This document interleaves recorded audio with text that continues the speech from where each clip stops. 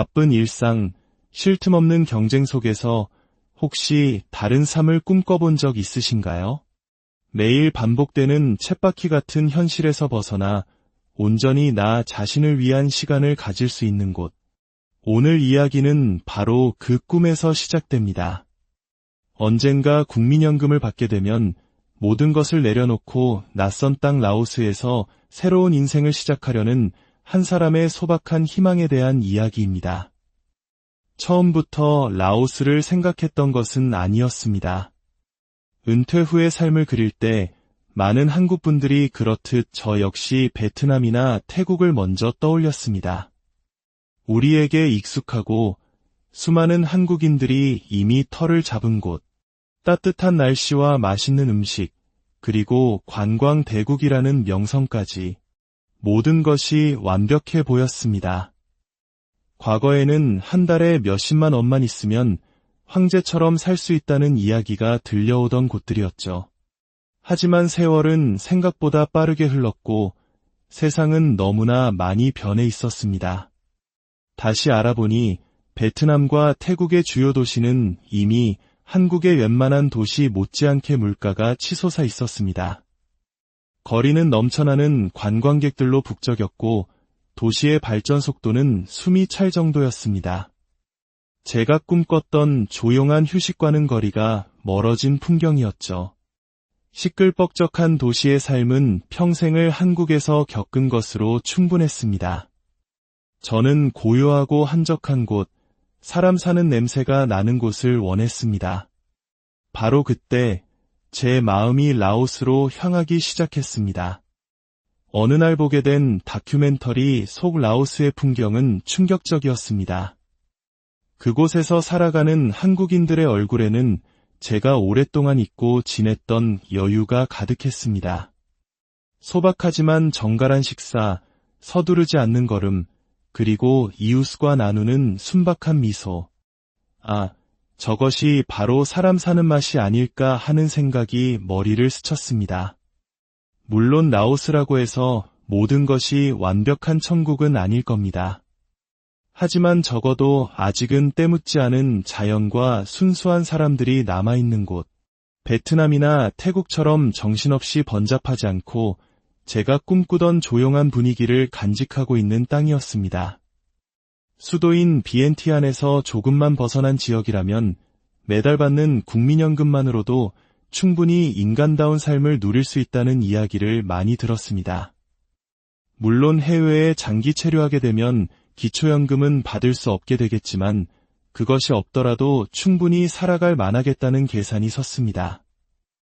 아직 국민연금을 받으려면 몇 년의 시간이 더 남아 있습니다. 하지만 그날을 기다리며 라오스에서의 삶을 그리는 것만으로도 고단한 오늘을 버텨낼 커다란 힘이 생깁니다. 지금은 이렇게 힘들어도 언젠가는 나도 저런 곳에서 편안하게 쉴 수 있겠구나 하는 희망이 제 안에 작은 등불처럼 켜졌습니다.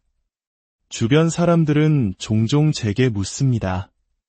아니, 왜 굳이 거기까지 가서 살려고 해? 한국에서도 아껴 쓰면 그럭저럭 살 수 있잖아. 맞는 말입니다. 한국에서도 허리띠를 졸라매면 어떻게든 살아갈 수는 있겠지요. 그럴 때마다 저는 이렇게 대답합니다. 평생 살아보지 못한 다른 나라에서 다른 방식으로 한번 살아보고 싶어서요. 저는 평생을 한국이라는 땅에서, 그것도 회사와 집만을 오가는 좁은 반경 안에서 살아왔습니다. 젊음을 바쳤던 회사를 그만두고 작은 사업을 시작해보기도 했지만 세상은 결코 만만치 않았습니다. 몸은 늘 고단했고 마음의 여유 한번 가져본 적이 없었습니다. 이제라도 남은 시간만큼은 새로운 곳에서 다른 공기, 다른 하늘을 보며 살고 싶습니다. 이건 어떤 거창한 이유가 있어서가 아닙니다. 그저 평생 일만 하느라 고생한 이 몸뚱어리에게 이제는 좀 쉬어도 된다고 말해주고 싶은 겁니다. 아내는 더운 나라가 싫다며 한국에 남겠다고 하지만 그것 또한 아내의 선택이겠지요. 라오스에 사는 분들의 이야기를 들어보면 삶의 만족도가 무척 높아 보였습니다.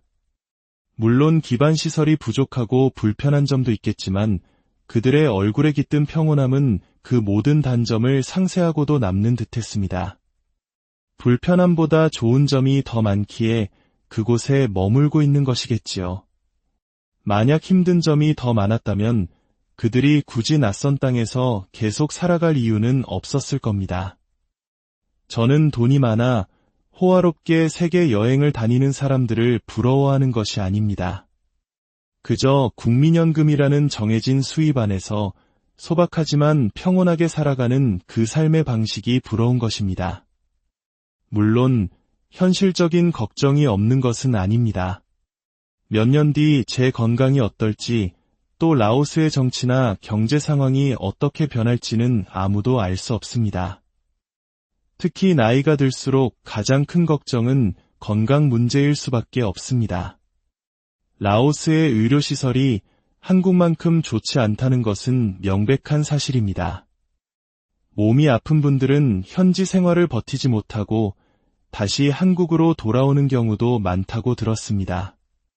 하지만 요즘은 아프면 인접 국가인 태국의 대형 병원으로 가서 치료를 받거나 미리 보험을 들어 대비하는 분들도 많다고 합니다. 즉, 방법이 아주 없는 것은 아니라는 뜻입니다.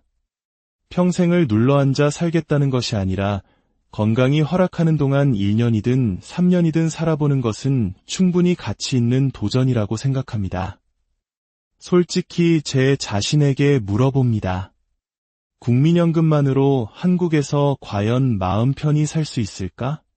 라오스에서처럼 적은 돈으로 삼시세끼를 풍족하게 해결하며 여유를 누릴 수 있을까? 아마 쉽지 않을 겁니다. 우리나라 시골의 물가도 이제는 도시 못지않게 비싸졌습니다. 라오스의 한 시골 마을에서 월 20만 원이 안 되는 돈으로 방 2개짜리 집을 얻어 이웃들과 정을 나누며 한 달에 한 번씩 동네 잔치를 열어주는 분의 이야기를 들었습니다.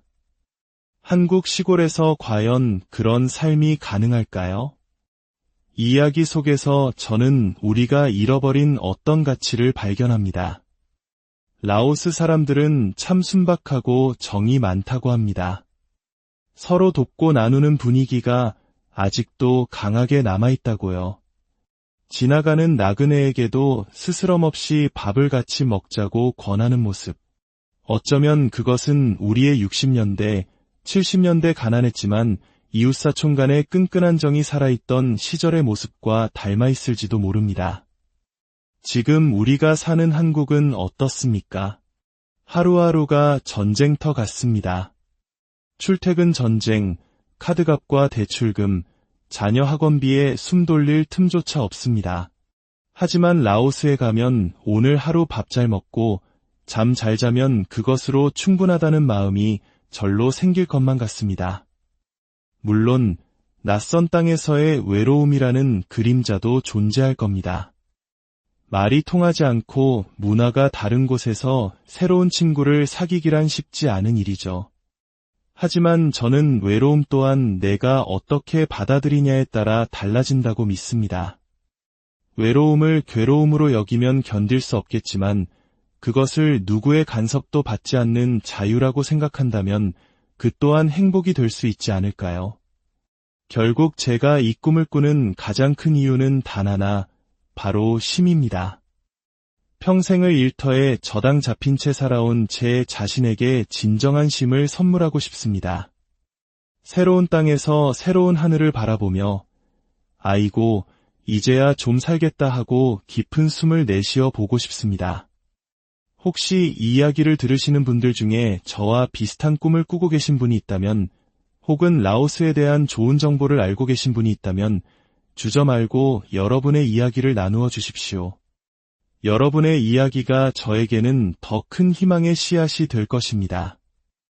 이처럼 서로의 꿈을 응원하고 공유하는 마음이 우리를 더욱 단단하게 만들어 줄 것이라 믿습니다. 여러분의 좋아요와 구독은 저희가 더 많은 희망의 이야기를 만드는 데 큰 힘이 됩니다. 아직은 현실이 아닌 그저 꿈일 뿐입니다. 하지만 이 꿈이 있기에 저는 고단한 오늘을 버텨낼 힘을 얻습니다. 언젠가는 꼭 그 땅을 밟아보리라. 이 마음 하나로 오늘도 묵묵히 제 자리를 지켜나갑니다. 여러분의 삶에도 지친 하루를 버티게 해주는 소중한 꿈 하나가 늘 함께하기를